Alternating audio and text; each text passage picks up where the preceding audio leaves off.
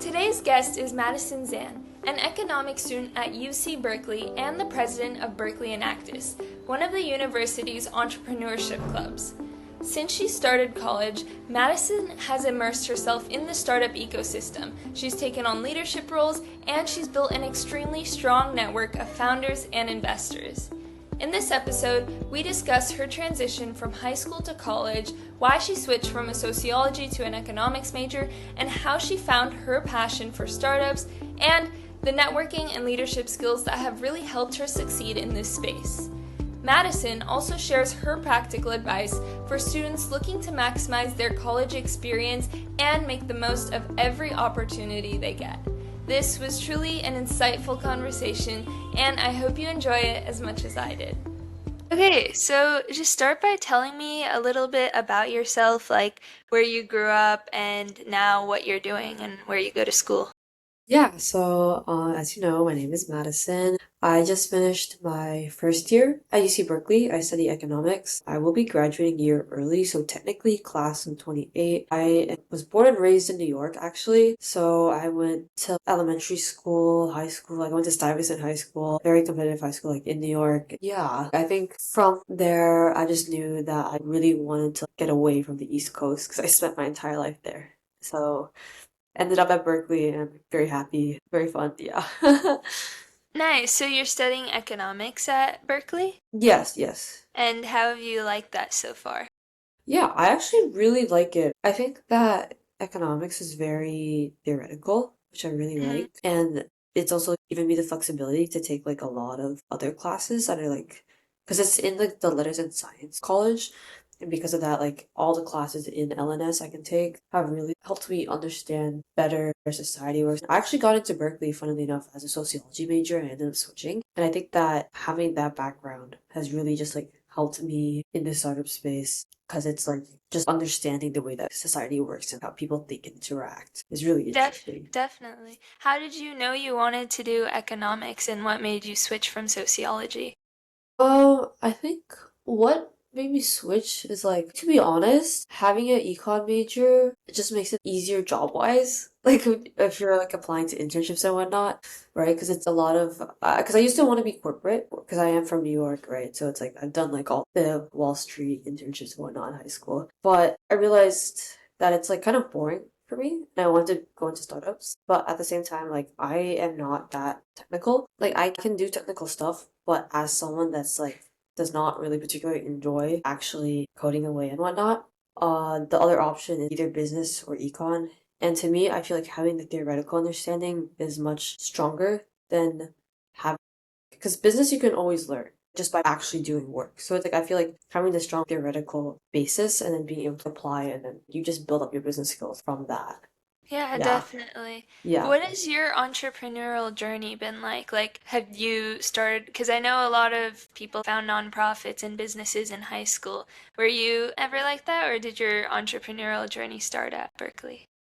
I mean, okay, in high school, I founded and led some nonprofit clubs, not the organizations, but they were all just like chapters. So I wouldn't really say in high school. Like I worked briefly at one startup in high school. This was like before I even fully understood what startups were. To me, it was just like an internship that my guidance counselor was like, "Hey, you should check them out." I was like, "Okay, bet." And I just worked as like a product dev Mm. kind of intern, but it was like really lax. Like I was just interviewing people and giving feedback and then helping develop the product. But actually, funnily enough, my first semester in college or university, I actually had nothing to do with startups. I was like in consulting clubs, still planning on going fully corporate at the time. But like I think second semester, because I actually got into a startup club, Enactus, the one that I lead now. I got into it first semester, but it went inactive. So nothing Oh. happened the first semester, which is why like I was just still doing corporate stuff. But then over winter break before second semester, the presidents I graduated like a year ago reached out to me and they're like, "Hey, we saw your background in high school, like talked to you a few times. We think that it might be worth it to give it a shot for you to like lead the club." And I was like, "I am a freshman, like why are you trusting me with this? Like I just came from like New York, my first year in college. I haven't really built anything yet." And they were like, I asked them like why me, right? The answer I got is something that has proven again and again to be like an advantage for me. It's the capability of just like meeting and talking and like making sure to include people conversations, just like social skills, I guess. So I think soft skills are like very important. And so then basically all of the past semester I spent just building the club from like the ground up, just like sending out hundreds of emails out to different VCs. I'm in the transpose office right now. I'm not sure if you're aware of what transpose is. It's run by James Tan, who's Gary Tan's brother. And Transpose, like, they're a huge, like, VC firm. Like, I just had a meeting with him. So it's like from all the outreach that we did for the club, I also got a lot of personal connections. And then from there, I was asked by A4 Capital to be a scout for them. Because it's like, okay, well, I'm going to be having all these startups coming to me, right? So it's like good deal flow for them.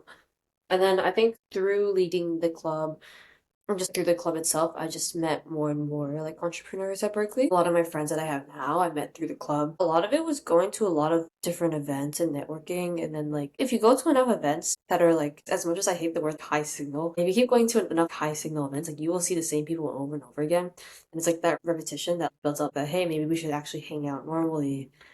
It's like from there, it just like catapults.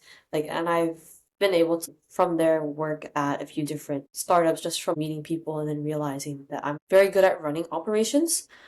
So that's what I've been doing is like running operations and also doing like creative design aspects. Like this summer, I spent 2, 3 weeks at my friend's house because he went back to Kazakhstan. And instead of paying rent, I just designed, I'm designing his merch right now, or like designing his website. Oh, nice.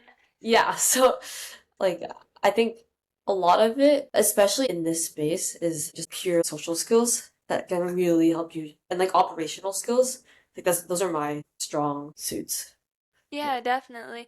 Well, like obviously you've done a lot of networking and stuff. How do you make sure those connections don't just last for a couple of weeks or like a month, but like more years, and so you can still keep using those connections even after Yeah, you yeah. graduate? I think like if from high school, are you asking from like a high school standpoint or just like Yeah, like high school, college standpoint. yeah, Yeah. yeah. I think okay. I have reached out to people that had mentored me in high school slash people I just knew in high school, and I think one of the best ways to do it is like obviously holidays are a very easy one. Like, hey, Merry Christmas, hope you're doing well. I think it's like because I go back to New York a few times a year, so I'll just always make sure to like, hey, like, do you want to catch up, grab some coffee, like with my mentors back home. I think it's you have to keep track like have your own like, I don't want to call it like a CRM because it sounds kind of transactional, but have a list of people in your life that you can trust and you think are good advisors slash good mentors and just like keep them up to date. Because I think a big misconception is like, I don't want to bother them, especially like the older generation. They really like hearing about what the younger generation is doing and how they're coming along. So just sending brief updates and asking for advice. Like, people love being asked for advice. People love being asked, like, hey, what would you suggest I do in this situation? So I think just like, yeah, keep tabs on the people like have a list of people that you want to keep tabs on and then just make sure every once in a while, whether that's once a month or once every few months, just like reach out to them, ask how they're doing. Yeah, definitely. Yeah. Well, And be you friends with mentioned, people. uh-huh, Like, yeah. yeah, because I think another big issue is a lot of people, they focus too much on like, it's like people don't like being used either. Like, I think Mhm. that my philosophy is like, I just love being friends with everyone. And that's such a better way of approaching it than like, how do I use this person? Like, that's when it gets like, people can tell when you're using them. Yeah, definitely. And I think that like if you truly build a friendship, that can probably last a lot longer than just like a connection, you Yeah, know, for sure. For just sure. like a LinkedIn connection. Yeah. Um, much better than that. But you mentioned that you are the president of a startup club at Berkeley, Yeah, Berkeley Enactus. Enactus. Yeah, how did you go about that? Like, how did when these graduating seniors told you that you had to restart a club as a freshman, like, what were your thoughts and how did you actually get started about that? Yeah, so just briefly going back to what I said before, at first I was like, what the hell? Like, why me? I just got out of the first semester of like absolute boredom and like depression of like consulting. Um, and I think the way I went about it was have an on notion. I like basically road mapped out the entire thing, just like top down thinking. Like, okay, so obviously main goal. to build out a club, right? What are the actual components of that? Well, you obviously need a cabinet then, like executive board. So then I asked like my friends to help me out, and they did. And then from there, it's like, okay, we need to divide it into sub roles so that because delegation is really important when it comes to managing people. So it's just like delegating out roles. So I had one group of people do social media, one group do like what else would I do? Outreach, and then another one doing all the technical stuff, building out our website. So it's just like a lot of task management and figuring out, okay, all this stuff needs to be done. So let's like divide and conquer. And yeah, I just had to hop on like so many meetings with different VCs to be like, hey, I'm running this club. Can we please have office hours or whatnot? Like, can we have an event? And it's like we have the advantage of being a startup club at Berkeley. So I don't really think we got any no's. It's just like, yes, like, of course, we'd love to have you in the office sometime. So yeah, honestly, it's a lot of work that you don't see. There's no tangible results except for the fact that it's like, hey, we are having a club that will be active next semester. Like, please join now, right? Yeah. And just like, it's kind of like marketing. It's just like building up hype around the club so that when we do end up relaunching next semester, like we already have a pretty strong incoming batch of people that have applied. Like we have like YC, A16Z. And then I think that me being a scout too has reputability in regards to like drawing people in because it's easy intros to just like VCs. Yeah, Yeah. definitely. Well, you've had to do a lot of outreach and stuff. What is like your biggest outreach tip if you have any? Biggest outreach tip? I think the way that we did outreach, we literally just set up like a mail merger, which is like a thing that connects to your Gmail, and we just mass emailed like 600 people. But I'd say like in regards to actually building like meaningful connections, the best way to do it is I don't want to say like organically, but I have the philosophy we're in, which is like you want to maximize your luck in regards to being in the places in which you will physically meet others. Because I think that like all the people I remember and have the greatest connections with are people I've met in person as opposed to like on LinkedIn or something, right? Like all these serendipitous meetings, but it's like, do you want to focus on placing yourselves in places that maximize the likelihood of that happening? So for instance, like oh wow, Maddie, how did you end up at Gary Tan's birthday party? Well, I went to Corgi's launch party, and then at Corgi's launch party, I met a friend there who I was actually like, his co-founder had really cool pants. And I was like, yo, cool pants. And so then I just started chatting with them, and it turns out they go to Berkeley too. I became friends with them, and then I went with one of them to the party. So it's just like putting yourself in positions in which you're most likely to meet others that can help uplift you and whatnot. Yeah, definitely. Like go to networking events if you can, no matter Yeah, like and also like I think like from like friend intros are also like really strong because it's like they're less likely to just see you as some like rando trying to connect with them, but more as like, oh, my friend is introing me to their other friend. So it's more of like a friend to friend basis as opposed to like a professional basis. Because again, yeah, I think like treating people as friends as opposed to coworkers is so important. definitely. What is the biggest challenge you would say that you faced as a student leader? Time to study. Like, I think since getting into startup space, and this is like a common theme, it's like it genuinely does suck up like all your time Hmm. just because the space is so rapidly like evolving and whatnot that like time management is so important and it's like something that I'm still working on, which is why a lot of people end up dropping out to like do their startups, which I don't want to do at the moment. And maybe that might change in the future, I'm not sure. I'd say like actually finding time to balance like sleep. There's like, like the triangle of like sleep, Yeah. grades, and like social life. Yeah. Yeah. Like somehow sleep is like non-existent during the school year. It's like pretty bad. So it's basically just like the time constraint. Time management. Yeah, Yeah. yeah. Definitely. Well, how do you keep yourself motivated? Because I think that, like, even in high school and college, it's easy to lose motivation because you're just, like, stuck kind of in a whirlwind. Yeah, How do you yeah. keep yourself motivated? I think like what because I would say I'm so much more motivated for second semester as opposed to first semester, and I think what made the greatest difference is that like sounds cliche, but like I really like what I'm doing now.